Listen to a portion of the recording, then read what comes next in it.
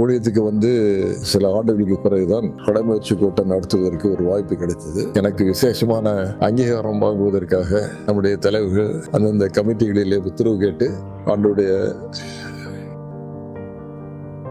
வசனத்தை போதித்து அன்று இரவு கூட்டம் முடித்த உடனே ஊழியக்காரர்கள் எல்லாரும் இந்த யாருக்கும் அனுமதி கொடுப்பது கூடாது என்று தடை சொன்ன காரணத்தினாலே சமுத்திரத்துல பேப்டிசம் கொடுத்திருக்கீங்க பாஸ்டர். நான் வந்து ஞானம் கொடுக்க வேண்டும் என்று சொல்லி பாம்பேயில போதகர் பணி அப்படின்னாவே எல்லாரும் ஒரு கனமானதாயும் உயர்வானதாயும் மேலானதாயும் தான் நாங்க பார்க்கிறோம். அவர்கள் அளவுக்கு இறங்கி போய் அவர்களை சந்தித்து பேசி பழகி ஞானம் கொடுப்பது எனக்கு கிடைத்த. உங்களுக்கு பவர்ஃபுல்லா இருக்கிறது உங்களோட கண்ணு. இந்த கண்கள் எப்படி பிரயோஜனமாக இருந்ததுங்கிறத நான் ஆரம்ப காலத்திலேயே படிச்சு வச்சிருந்தேன். அவர் நடத்துகிற கூட்டங்கள், அதில் ஒழுங்குமுறை, அதில் வந்தவங்க போனவங்க எப்படி நடந்துக்கிட்டாங்க, அதை பற்றி யாரும் பொருட்படுத்தாம. நீங்க இந்த பெர்ஃபெக்ஷனை யார்கிட்ட இருந்து இப்படி இருக்கணும்னு சொல்லி கத்துக்கிட்டீங்க? பயிற்சி கொடுத்தவர்கள் சொன்ன சில அணுகுமுறைகள்.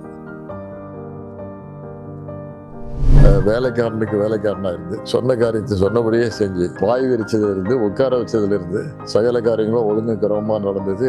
அந்த கூட்டத்துல வந்து சத்தியத்தை கேட்பதற்கு நாங்க வந்தோம். ஆனால் அதுக்கு முன்பதாக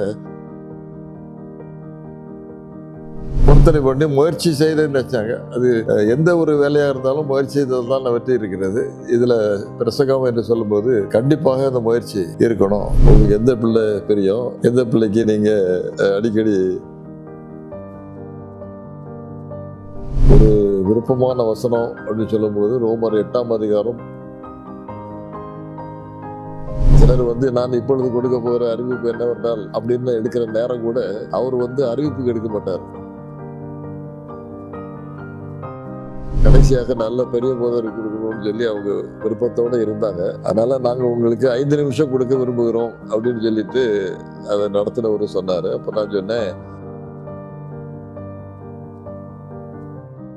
அதுல சில இதய கடினம் உள்ளவர்கள் கூட கண்கள் இருந்து நேர் தர வழிந்து அழுது ஜெபம் பண்ணி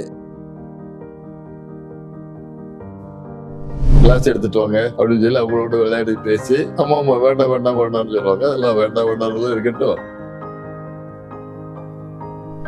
பணம் இல்லாமையோ இல்ல உணவு இல்லாமையோ பட்டினியாவோ என்னைக்காவது இருந்திருக்கீங்களா பாஸ்டர்? அப்படிப்பட்ட அனுபவங்கள் மற்றவர்களுக்கு வரக்கூடாது. அது ஆரம்ப காலத்திலேயே எனக்கு வந்ததற்காக அதை அறிவிப்பதற்கு அது வீட்டினுடைய வசதியின் அடிப்படையில் படுக்க வச்சிருக்கேன்.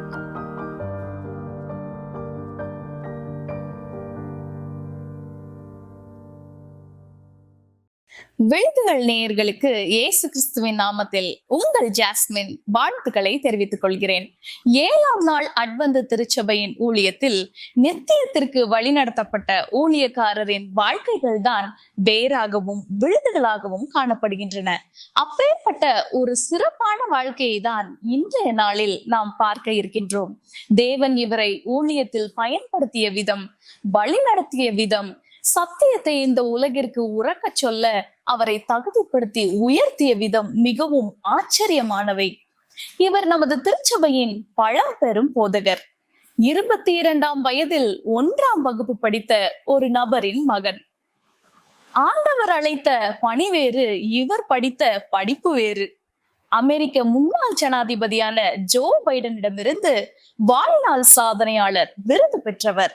He is none other than our esteemed and beloved pastor, Dr. John Wilmot அவர்கள்.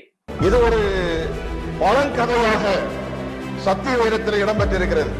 அநேக தருணங்களில் இது ஒரு பழங்கதை என்று நாம் வாசித்து அப்படியே கடந்து செல்கிற பழக்கம் நம்மிடத்தில் இருந்திருக்கலாம்.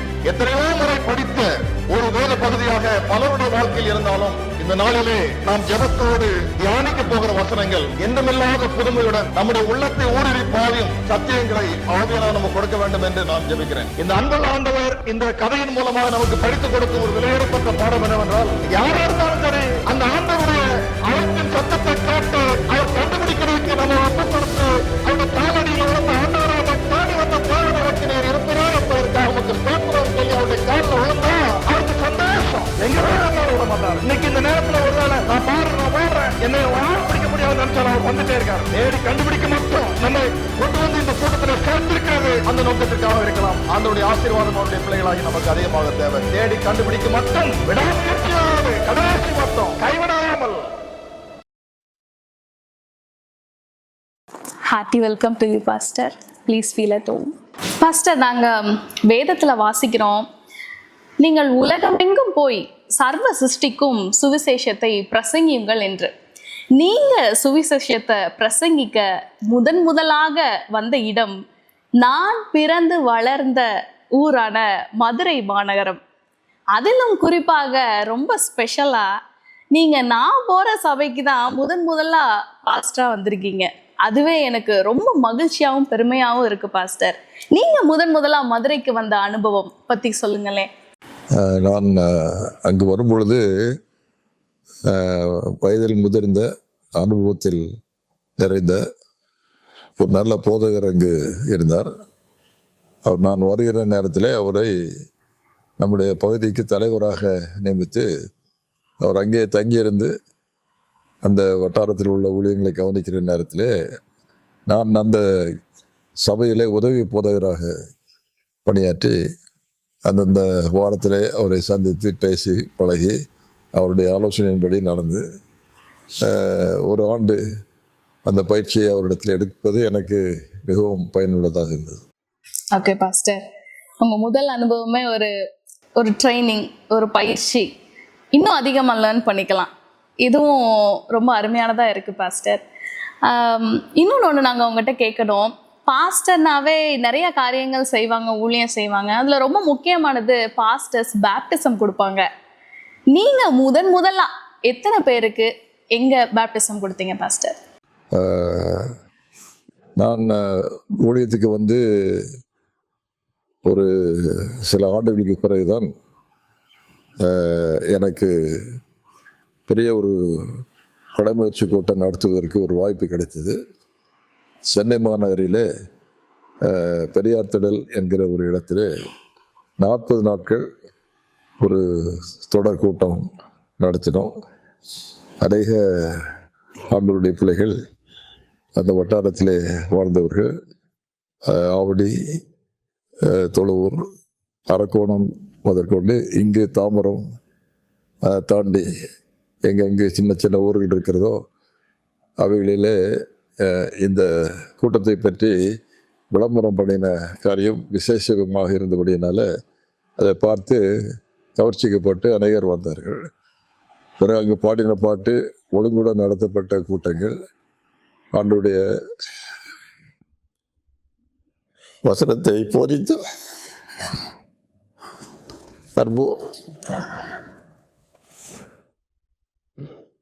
ஊழியம் செய்கிற ஊழியக்காரனாக எனக்கு அங்கு வந்த அனைவருக்கும் பயனுள்ளதாக இருந்து அந்த கூட்டத்தின் இறுதியிலே ஒரு சிறிய அட்டை கொடுத்து, இந்த சத்தியத்தை ஏற்றுக்கொண்டு இந்த சபையிலே உறுப்பினர்களாக இருக்க விரும்புகிறவர்கள், ஞானம் முழுக்க எடுக்க விரும்புகிறவர்கள், நீங்கள் உங்களுடைய அடையாளத்தை அதில் போடலாம்.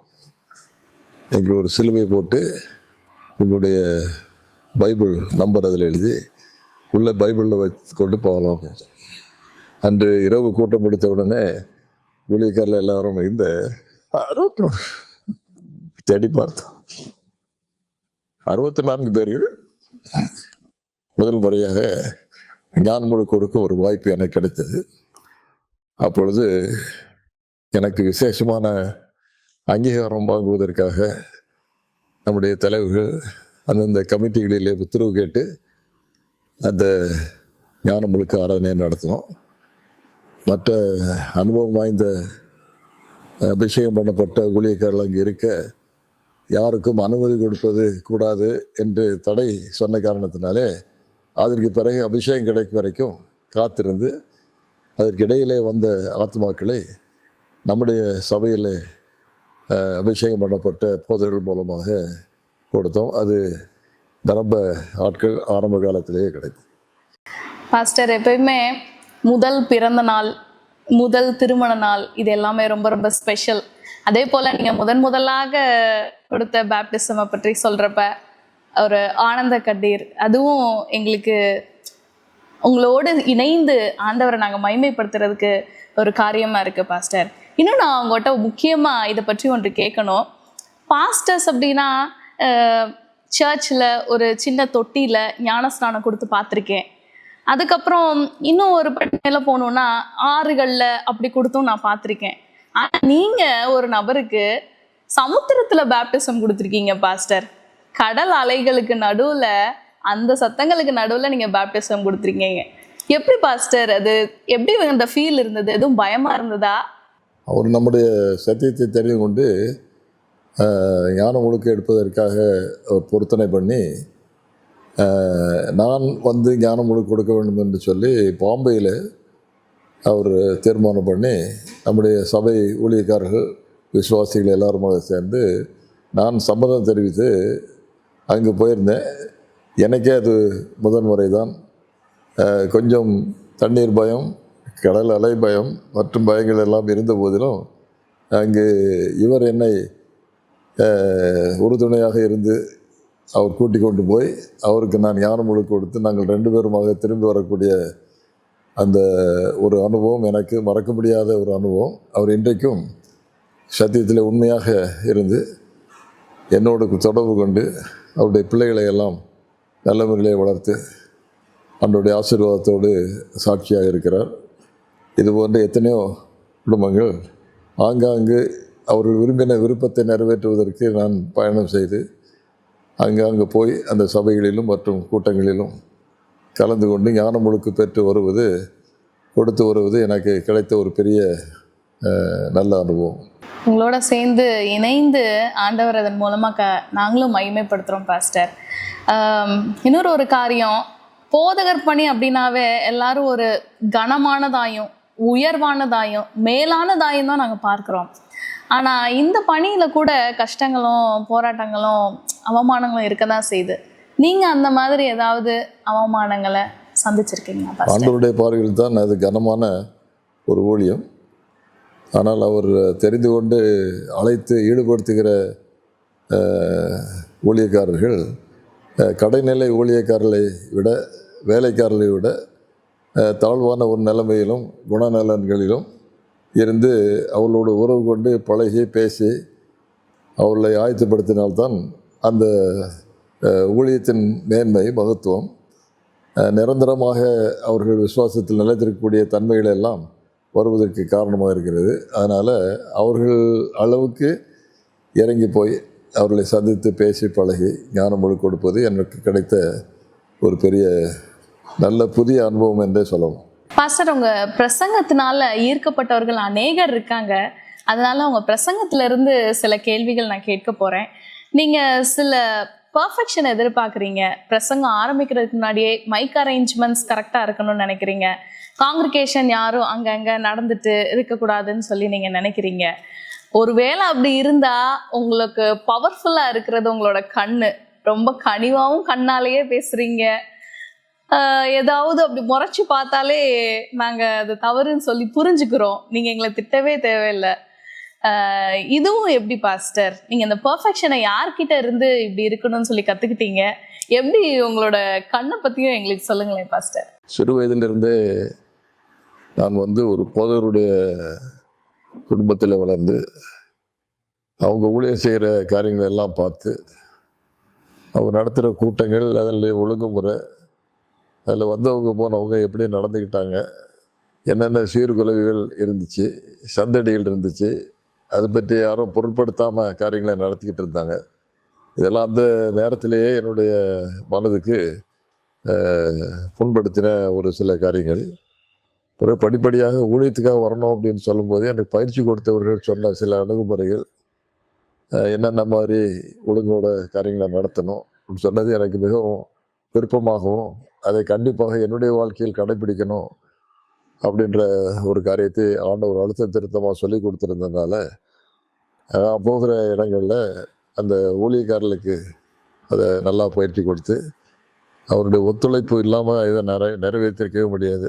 அவங்க எல்லாரும் வேலைக்காரனுக்கு வேலைக்காரனாக இருந்து சொன்ன காரியத்தை சொன்னபடியே செஞ்சு மைக் வச்சதுலேருந்து லைட் போட்டதுலேருந்து, இப்போ நாற்காலி அரேஞ்ச் பண்ணதுலேருந்து, பாய் விரிச்சதுலேருந்து, உட்கார வச்சதுலேருந்து சகல காரியங்களும் ஒழுங்கு கிரமமாக நடந்தது.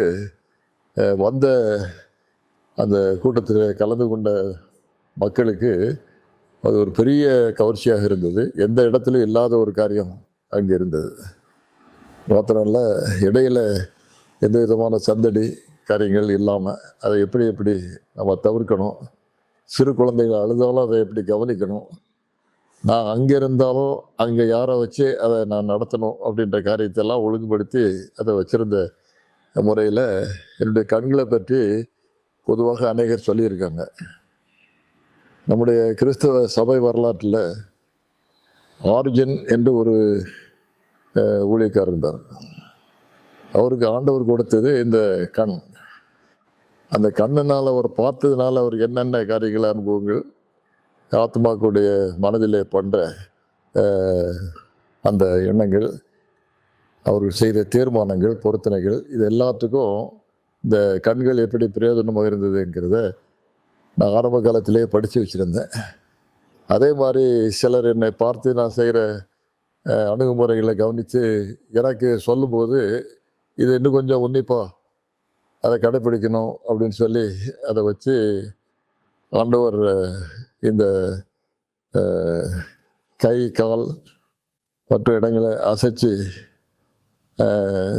தூண் போல நின்று பிரசங்கம் பண்ணாமல் எல்லாருடைய உள்ளங்களையும் கவர்க்கத்தை கண்களை கவர்க்கத்தக்கதாக செய்யணுன்றதுக்கு இந்த பார்வையும் மிகவும் மிகவும் முக்கியமானது என்று இதை வச்சு நான் அதை பயன்படுத்தி கூட்டங்களுக்கு வந்து ஞானமுழுக்கு பெற்று அநேக ஆண்டுகளாக நம்முடைய சபையில் இருந்து சில அனுபவம் வாய்ந்த மக்கள் என்னோட நெருங்கி பழகினவர்கள் பேசும்போது எங்களுக்கு அந்த கூட்டத்தில் வந்து சத்தியத்தை கேட்பதற்கு நாங்கள் வந்தோம். ஆனால் அதுக்கு முன்பதாக அங்கே ஒழுங்குமுறை எங்களை கவர்ந்தது. அதுக்காக நாங்கள் வந்தோம். ஆனால் சத்தியத்தையும் கேட்டோம், ரெண்டும் இசைந்து போனது அப்படின்னு சொல்லி அவங்க அதுக்கு அனுபவம் சாட்சி சொல்லியிருக்காங்க. அதனால் ஊழியக்காரர்களுக்கு எப்பொழுதுமே நான் சொல்லுகிற அடிப்படையான ஆலோசனை, சகலமும் பக்தி விரதிக்கு ஏதுவாகவும் ஒழுங்கும் கிரமமாக நடக்கிறது என்று ஆண்டவர் சொல்லியிருக்காரு. அதனால் நாம் போடுகிற ஆடையிலிருந்து, நாம் தலையை வாரிக்கொள்வதிலிருந்து, பேசுகிறதிலிருந்து எல்லா காரியங்களும் ஆண்டவருக்கு பிரியமான ஒரு நடத்தையாக இருக்கணும். இதுதான் ஒரு நல்ல ஊழியக்காரனுடைய அனுபவம் என்று நான் நம்புகிறேன். அதை கடைபிடிக்கிறவர்கள், என்னை பார்த்து கடைபிடித்தவர்களும் இருக்கிறார்கள், ஆலோசனையை கேட்டு நடக்கிறவர்களும் நிறைய பேர் இருக்கிறார்கள். நிச்சயமா பாஸ்டர், நிச்சயமாவே இன்றையிலிருந்து நாங்களும் கடைபிடிப்போம். ஒழுங்கா இருக்கணும், சரியா இருக்கணும்னு நீங்க விரும்புறீங்க. அது மிக சிறந்த ஆலோசனை பாஸ்டர். அதை நாங்க நிச்சயமா கர்த்தருடைய பலத்தினால கடைபிடிப்போம். இன்னொரு முக்கியமான கேள்வி, இந்த காலத்து பிரசங்கிமார்கள் ப்ரொஜெக்டர்ல பவர் பாயிண்ட் ப்ரெசன்டேஷன் இப்படி ஸ்க்ரீன்ல பெருசா பிக்சர்ஸ்லாம் போட்டு காட்டி அந்த மாதிரிலாம் செஞ்சு பிரசங்கம் செய்யறாங்க. ஆனா நீங்க அந்த காலத்துல இருந்தே நோட்ஸ் எல்லாம் வச்சிருக்கீங்க, ஆனா ஒரு தடவை கூட அந்த குறிப்புகளை பார்த்து நீங்க பிரசங்கம் செஞ்சதே கிடையாது. எப்படி பாஸ்டர், இது நீங்க முதல் முறை பிரசங்கம் செய்ததுல இருந்தே இந்த மாதிரி தானா, இல்ல நீங்க இடையில ஏதோ நீங்க கத்துக்கிட்டதுனாலயா? எங்களுக்கு பயிற்சி கொடுத்த ஆசிரியர்கள், போதகர்கள் இதை வலியுறுத்தி எங்களுக்கு படித்து கொடுத்தாங்க. அதை கடைப்பிடிக்க முடியாத ஒரு கடினமான காரியம்.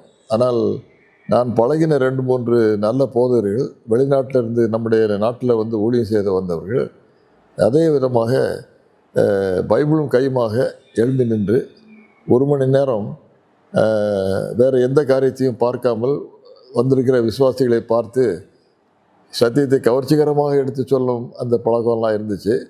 அவர்கள் எப்படி இந்த பழக்கத்தை கொண்டு வந்தார்கள் என்று நான் தனியாக அவர்களிடத்தில் பேச்சு நடத்தி அல்லது அவர்களை பற்றி நன்கு தெரிந்து வைத்திருந்தவர்களிடத்தில் விசாரித்து கேட்கும்போது அவர்கள் மேடையில் வந்தோம் பேசணும் அப்படின்னு இருந்தது கிடையாது.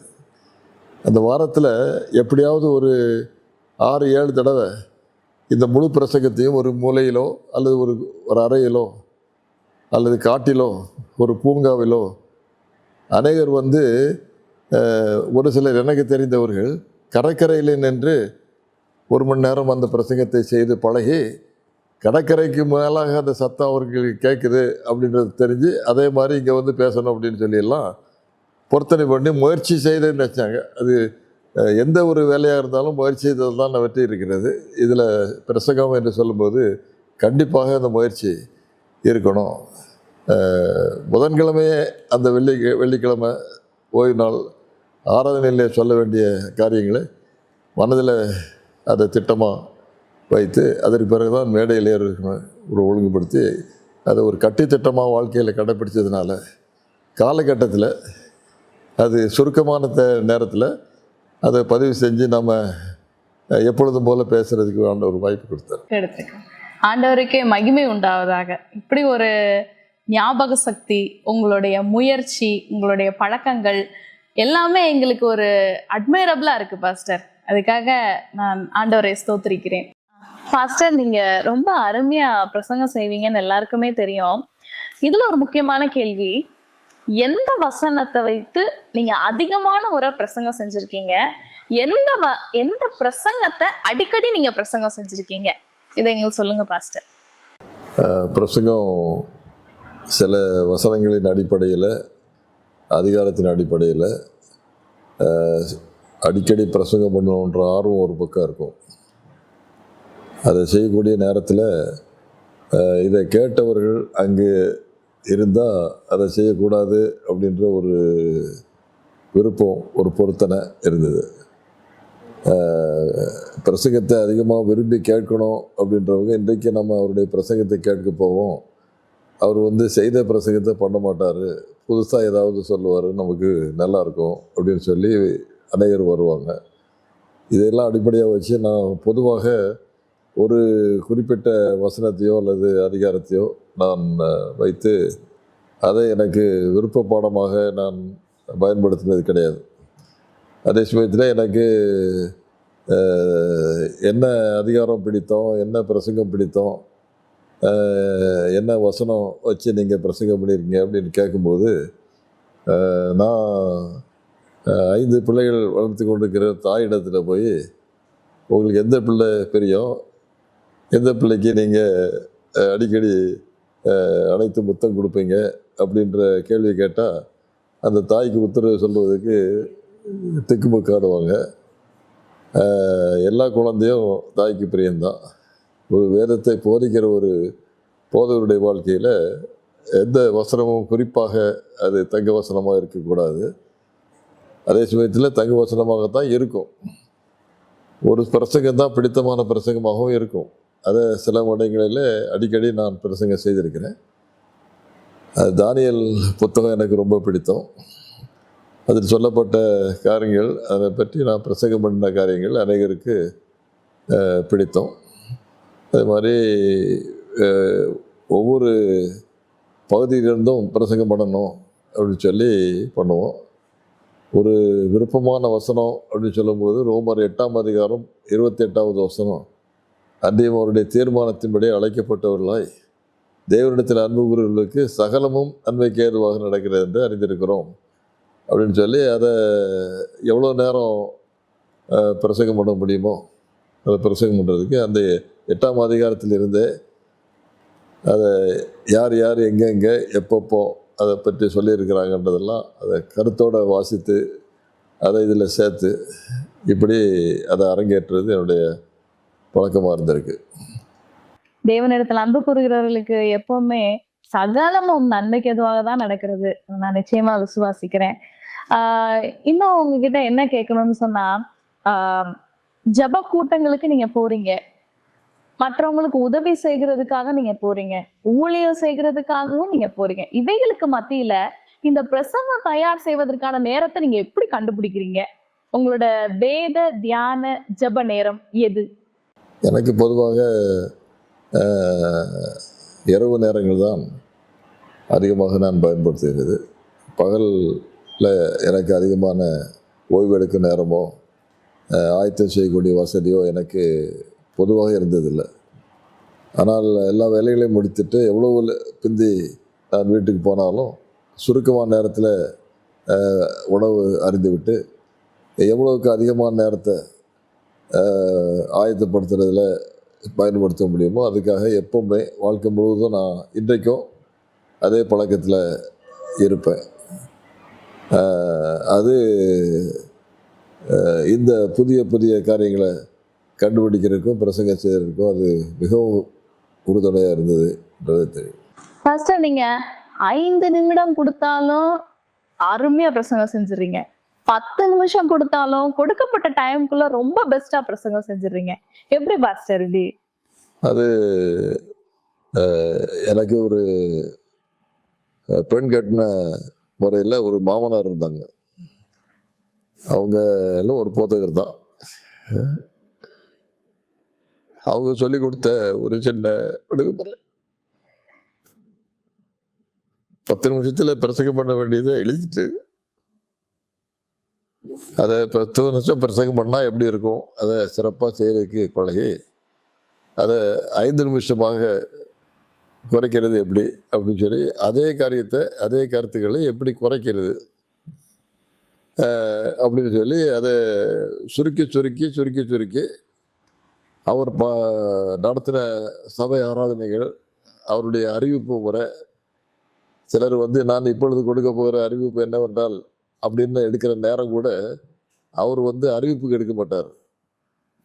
அவ்வளவு சுருக்கமாக, ரத்தின சுருக்கமாக காரியங்களை பேசி அவர் செஞ்சு அதை வாரத்தில் பிரசங்கத்தை எழுதும்போது எழுதி எழுதி சுருக்கி சுருக்கி அதை பண்ணுற ஒரு பழக்கம் ஒரு இடத்துல இருந்தது. அது எனக்கு மிக விருப்பமான ஒரு பழக்கமாக இருந்துச்சு. அதனால் எவ்வளவுக்கு அதிகமாக பிரசங்கம் பண்ணாலும் முடியும், குறைவாக பண்ணாலும் முடியும். ஒரு இடத்துக்கு நான் போயிருந்த போது அவங்க எல்லா நிகழ்ச்சிக்கும் நேரம் எடுத்து முடித்து கடைசியாக நல்ல பெரிய போதர் கொடுக்கணும்னு சொல்லி அவங்க விருப்பத்தோடு இருந்தாங்க. ஆனால் நேரம் பெஞ்சிட்டு, அதனால் நாங்கள் உங்களுக்கு 5 நிமிஷம் கொடுக்க விரும்புகிறோம் அப்படின்னு சொல்லிட்டு அதை நடத்தினவர் சொன்னார். அப்போ நான் சொன்னேன், நேரம் பிந்து விட்டது என்று சொல்லிவிட்டு என்னிடத்தில் நீங்கள் பிரசங்கம் பண்ணுவதற்காக கொடுத்ததுனால 5 நிமிஷத்தை நான் இன்னும் குறைத்து 3 வார்த்தைகளில் நான் இந்த பிரசங்கத்தை நடத்த விரும்புகிறேன்னு சொல்லி செய்தது எல்லாரும் ஒரு பக்கம் பாராட்டி இன்னொரு பக்கம் அதை மறக்காமல் சொல்லிக்கொண்டே இருப்பாங்க. அது எனக்கும் மனதில் நான் வச்சு செஞ்சால் அது வருகிற கூட்டத்துக்கு சரி இன்னொரு முறை வந்தால் அந்த பிரசங்கத்தை கேட்கலாம் அல்லது அந்த போதர் இடத்துல ஆலோசனை கேட்கலாம். அதனால் இப்போ ஒன்றும் அவசரப்பட வேண்டியதில்லை, கூட்டத்தை நீட்டிக்கொண்டே போக வேண்டியதில்லை அப்படின்னு சொல்லி அதையும் ஒழுங்கு திட்டமாக நடத்துறது எல்லாருக்கும் பிரியமான ஒரு காரியம். சரிங்க பாஸ்டர். அப்புறம் நீங்க வல்லமையா பிரசங்கம் செய்வீங்க, அது எங்களுக்கு தெரியும். அதே நேரத்துல கண்ணீரோடய நீங்க பிரசங்கம் செய்வீங்க. நீங்க பிரசங்கம் செய்யும் போது யாராவது கண்ணீர் விட்டு அழுதுருக்காங்களா? அப்படிப்பட்ட சாட்சிகள் ஏதாவது ஞாபகத்துக்கு வருதா பாஸ்டர்? அது நிரம்ப அனுபவங்கள் இருக்கிறது. அதில் பெண்கள் பிரசங்கத்தை கேட்டு உணர்ச்சி ததும்ப அவர்கள் கண்ணீர் விடுகிறது லகுவான காரியம். அது சாதாரணமாக நம்ம பார்க்க முடியும். பிரசங்கம் பண்ணுகிறவர் எல்லாரும் அப்படிப்பட்ட உணர்ச்சியோடு கண்ணீரோடு பிரசங்கம் பண்ணுற காரியம் குறைவு. என்னுடைய வாழ்க்கையில் இந்த ரெண்டுமே கலந்து அந்த காலத்திலிருந்து இருந்து வந்திருக்கிறது. அதில் சில இதய கடினம் உள்ளவர்கள் கூட உள்ள நெகிழ்ந்து மனது உருகி கண்களிலிருந்து நீர் தாரை தாராக வழிந்து அழுது ஜெபம் பண்ணி அவர்கள் ஆண்டவருக்கு ஒப்பு கொடுத்து ஞானம் முழுக்க பெற்ற அனுபவங்கள் எல்லாம் நிரம்ப உண்டு. இது ஊழியத்தின் பாதையில் ஊழியக்காரர்கள் கவனத்தில் வைத்து அதை அழுத்த திருத்தமாக அதை அனுபவத்தில் கொண்டு வர்றது நல்லது அப்படின்னு எனக்கு ஆரம்பத்திலிருந்தே ஒரு விருப்பம், பழக்கம். நல்லது பாஸ்டர். நம்ம வேதத்துல படிக்கிறோம், இயேசுவானவர் மார்த்தாள் மரியாளுடைய வீட்டுக்கு போயிருக்காங்க, பேதுருவின் வீட்டுக்கு போயிருக்காங்க. இப்படி வீடுகளை சந்தித்து அந்த மக்களுக்கு உதவி செய்கிற நேரத்துல உதவி செய்து ஆறுதல் கொடுக்க வேண்டிய நேரத்துல ஆறுதல் கொடுத்துருக்காங்க. அதே போல நீங்களும் நிறைய வீடுகளை சந்திச்சிருக்கீங்க. போனோம், ஜெபம் பண்ணோம், வேதம் வாசிச்சோம், ஆமேன்னு சொன்னோம், நன்றி சொன்னோம், வந்தோன்னு இல்லாம இன்னும் 1 மைல் அதிகமா அவங்க கூட போய் அவங்களோட தேவைகளை உற்று நோக்கி கேட்டு அறிந்து அவங்களோட பாரங்களை அவங்ககிட்ட சொல்ற வரைக்கும் நீங்க வெயிட் பண்ணி கேட்டு ரொம்ப புரிஞ்சுக்கிட்டு நடந்திருக்கீங்க. இதனாலேயே உங்களை ரொம்ப பிடிக்குதுன்னு சொல்றாங்க பாஸ்டர். இந்த மாதிரி வீடு சந்திப்பு அனுபவங்கள் அதை பற்றி எங்களுக்கு சொல்லுங்களேன். எனக்கு அதில் நல்ல நல்ல அனுபவங்கள். பெரிய வீடுகளுக்கும் வசதியான குடும்பங்களையும் சந்தித்து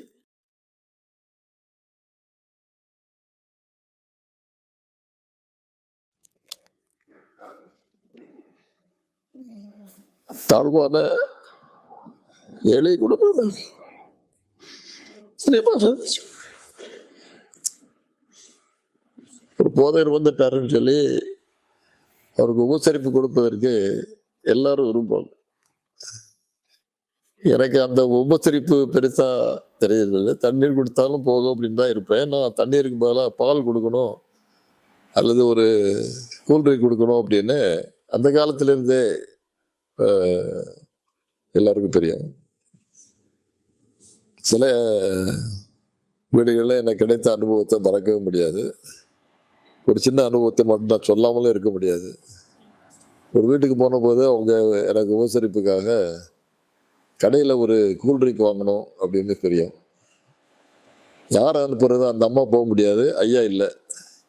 பிள்ளைகளெல்லாம் அங்கங்கே 3-4 பேர் இருக்காங்க. அவங்கெல்லாம் கொஞ்சம் கொஞ்சம் வளர்ந்தவங்க. அதில் ஒரு மகனை கூப்பிட்டு, அம்மா ஒரு காசு, அந்த காலத்தில் கூல்ட்ரிங்க்கு வாங்குறது இல்லை, அதை கொடுத்து பழக்கமும் இல்லை, அந்த அளவுக்கு வசதியும் இல்லை. ஆனால் போதையர் வந்திருக்காருன்னு சொல்லி அவருக்கு கூல்ட்ரிங்க் கொடுக்கணும்னு விரும்புகிறாங்க. எனக்கு அது மதிப்பு தான், ஆசை தான். ஆனால் அதை வாங்குறதுக்கு பையனை அனுப்பும்போது அந்த பையன் அதை வாங்கி கொண்டு வரும்போதே அதை இவருக்கு கொடுக்கறதுக்கு பதிலாக நான் கொஞ்சம் ருசி பார்த்தா நல்லா இருக்குமே அப்படின்ற எண்ணத்தோட அந்த சிறுவன் வருகிறது எனக்கு நல்லா தெரியும். ஏன்னா நானும் சிறுவனாக வளர்ந்தது தானே. அவனை பார்த்துட்டே வர்றதை கவனித்து வீட்டில் வந்த உடனே எனக்கு அவங்க உடனே அதை கொடுக்கறதுக்கு விரும்புவாங்க. இப்போ நான் சொல்லுவேன், நான் குடிக்க போனால ஒரு காரியத்தை நான் சொல்ல போகிறேன் அப்படின்னு சொல்லி, அங்கே 3 பேர் பிள்ளைகள் இருந்தால் 3 பேரும் ஒரு சின்ன கிளாஸ் எடுத்துட்டு வாங்க அப்படின்னு சொல்லி அவங்களோட விளையாடி பேசி, ஆமாம் ஆமாம் வேண்டாம் வேண்டாம் வேண்டாம்னு சொல்லுவாங்க. அதெல்லாம் வேண்டாம் வேண்டாம்லாம் இருக்கட்டும், யாருக்கு கூல்ட்ரிங்க் தெரியணும் அப்படின்னு அவங்ககிட்ட கேட்டு அவங்களுக்கு நேராக பழகி அடுத்த விவரம் வீட்டுக்கு வரும்போது இவர் வந்தால் நல்லா இருக்கும் அப்படின்ற மாதிரி ஒரு சூழ்நிலையை உருவாக்கி எல்லாரும் கொஞ்சம் கொஞ்சம் கொடுத்து அவங்க குடித்த பிறகு நான் குடிச்சிட்டு போன பழக்கம் இருக்கு. குழந்தைக்கு வச்சிருந்த பாலை எடுத்து எனக்கு சூடு பண்ணி கொடுத்துருவாங்க. எனக்கு தெரியும் அந்த வசதி அந்த குடும்பத்தில் இல்லை, அது அந்த குழந்தைக்கு உள்ள பால்ன்றது தெரியும். அது பிறகு போய் வாங்குறதுக்கோ அந்த வசதியோ என்ன நேரமோ எப்படி எப்படி இருக்குன்றதெல்லாம் எனக்கு ஆண்டவர் அந்த காலத்திலேயே படித்து கொடுத்துருந்தாரு. அதனால் பாலை வாங்குவேன், குடிங்க குடிங்கன்னு சொல்லுவாங்க. அந்த அம்மா எங்கே போகும்போது அதை பத்திரமா எடுத்து பக்கத்தில் சேர் கிட்ட வச்சுட்டு அந்த குழந்தை குடிக்கணும்.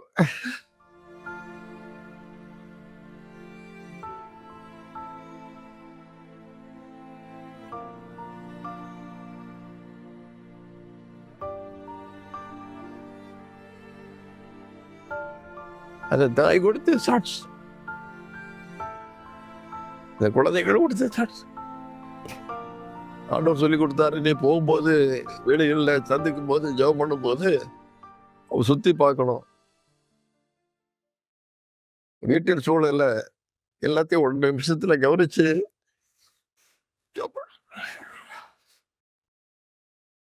எடுத்துட்டு போயிரு. ஒரு மூலையில ஒரு சாக்கு பண்டில் மாதிரி இருக்கு, திடீர்னு அசையுது.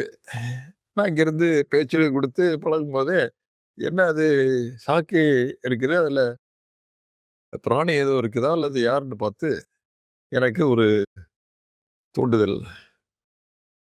யார் அங்கே, என்னது இதுன்னு கேட்டேன்.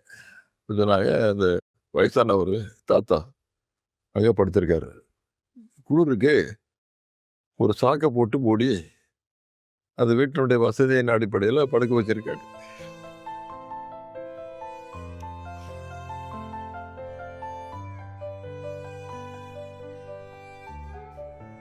வீடு சொல்லி குடும்பத்தை சொல்லுறேன்,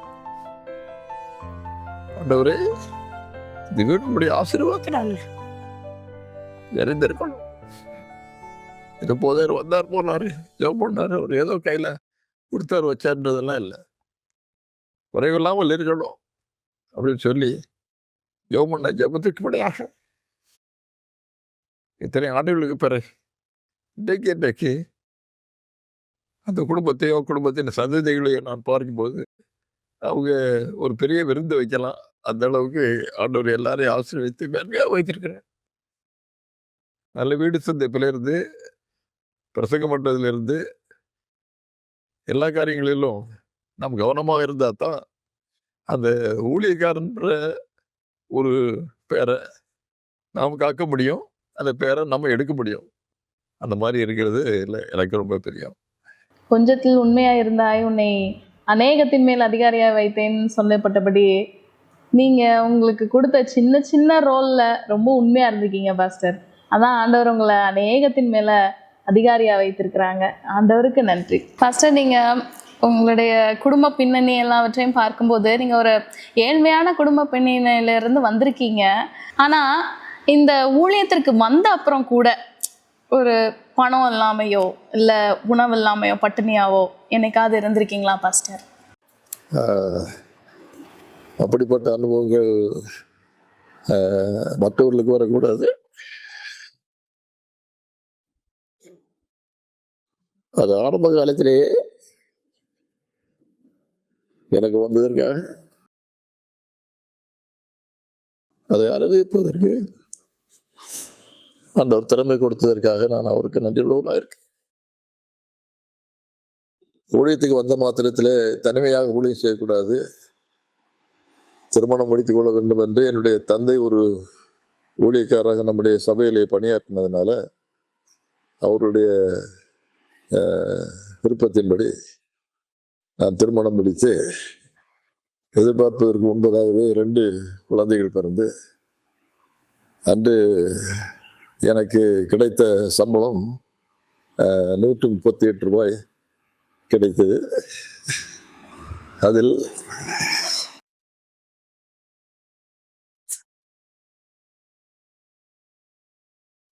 ஆண்டவருக்கு செலுத்த விட்டு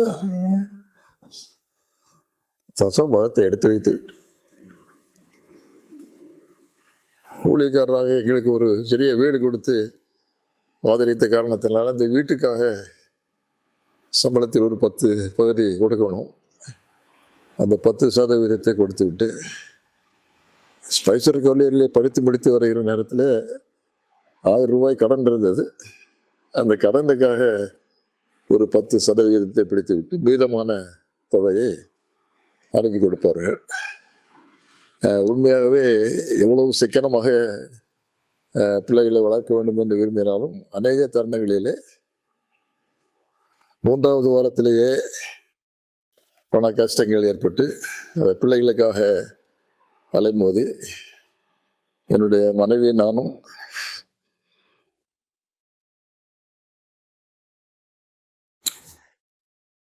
சேர்ந்து ஒத்துழைப்பு கொடுத்து கஷ்டங்கள் மத்தியில் ஊழியத்தை மகிழ்ச்சியோடு செய்வதற்கான ஒரு வழியை ஒத்து கொடுத்து நல்ல சபைகளையும் விசுவாசிகளையும் ஊழியத்தின் அனுபவங்களை கொடுத்து ஆதரித்தார். அந்த மனைவியையும் பிள்ளைகளையும் ஆதரிப்பதற்கு மனைவியுடைய பெற்றோர்கள் நான் ஊழியம் செய்த ஆரம்ப காலத்திலே பக்கத்தில் இன்னொரு சபையிலே அவர்களும் ஊழியக்காரர்களாக இருந்தார்கள். அவர்களுக்கு கிடைத்த வருமானத்திலே அவர்கள் பெற்றெடுத்த இது போன்ற 5 பெரிய பிள்ளைகளை வளர்த்து வருகிற நேரத்தில் எங்கள் பிள்ளைகளுக்கும் அவ்வப்போது உதவி செய்து வீரமாக நாங்கள் எங்களுடைய பொருளாதார காரியங்களை கவனித்தோம். ஆண்டவர் எல்லாவற்றுக்கும் எல்லாமாக இருந்து அதை குறைவெல்லாம் நிறைவாக்கி ஒரு தலைவரும் இந்த தலைவருமா சேர்ந்து பேச்சுவார்த்தை நடத்தி என்னை இங்கிருந்து மாற்றி அவங்க சரின்னு சொல்லி அவங்க நான் பெரிய ஒலிபெருக்கி மற்ற காரியங்கள் அந்த நாங்கள் 5 பிள்ளைகளோட வளர்ந்ததுனால எங்களுக்கும் அந்த ஆசை தான்.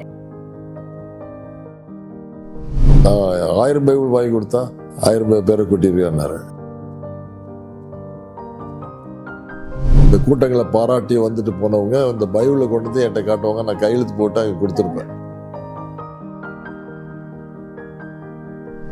அப்போ 14 நாளைக்கு பிறகு அவங்க அரை சாப்பாடு சாப்பிட்டு இப்படி கொடுத்தாலும் அதை வந்து அங்கே ஏற்றுக்கொள்ள மாட்டாங்க. அந்த எக்ஸ்பென்ஸை காணிக்கையை பயன்படுத்துறது அதை கூட்டத்தை நடத்துறவருடைய பொறுப்பு. போகும்போது நாங்கள் பயன்படுத்தின வாளி கூட அது இது எது இருக்கோ எல்லாமே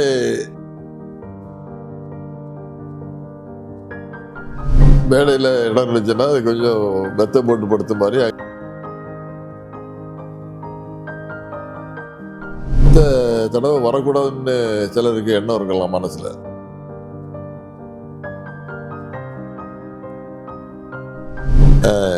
அந்த கூட்டத்தில் வந்து முழங்கால் போட்டு ஜெபம் பண்ணி ஒரு மகன் கிடைக்கணும்.